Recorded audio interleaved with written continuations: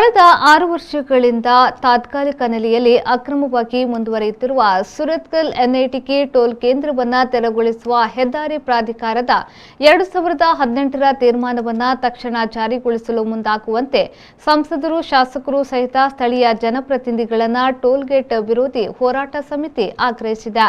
April ಆರಂಭಕ್ಕೆ ಕೊನೆಗೊಳ್ಳುವ 3 ತಿಂಗಳ ಅವಧಿಯ ಟೋಲ್ ಸಂಗ್ರಹ ಗುತ್ತಿಗೆಯನ್ನು ಯಾವುದೇ ಕಾರಣಕ್ಕೂ ನವೀಕರಿಸಲು ಅವಕಾಶ ನೀಡದಂತೆ ಅದು ಒತ್ತಾಯಿಸಿದೆ. ಈ ನಿಟ್ಟಿನಲ್ಲಿ ಜನಪ್ರತಿನಿಧಿಗಳಿಗೆ ಪತ್ರ ಬರೆಯುವುದು, ಸಾರ್ವಜನಿಕ ಸಾರಿಗೆ ಒಕ್ಕೂಟಗಳ ಸಹಿತ ಸಂಘ ಸಂಸ್ಥೆಗಳ ಪ್ರತಿನಿಧಿಗಳ ಸಮಾವೇಶ, ಟೋಲ್ ಗೇಟ್ ಚಲೋ ಪಾದಯಾತ್ರೆಯನ್ನ ಹಂತ ಹಂತವಾಗಿ ನಡೆಸಿ ಹೋರಾಟವನ್ನು ತೀವ್ರಗೊಳಿಸುವುದಾಗಿ ಸಮಿತಿ ಎಚ್ಚರಿಸಿದೆ.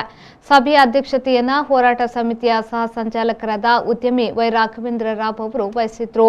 ಸಮಿತಿಯ ಸಂಚಾಲಕ ಮುನೀರ್ ಕಾಟಿಪಳ, ಮಾಜಿ ಉಪಮೇಯರ್ ಪುರುಷೋತ್ತಮ ಚಿತ್ರಾಪುರ, ದಲಿತ ಸಂಘರ್ಷ ಸಮಿತಿಯ ಜಿಲ್ಲಾ ಸಂಚಾಲಕ ರಘು ಎಕ್ಕಾರ್ ಮೊದಲಾದವರು ಈ ವೇಳೆ ಪಾಲ್ಗೊಂಡಿದ್ದರು.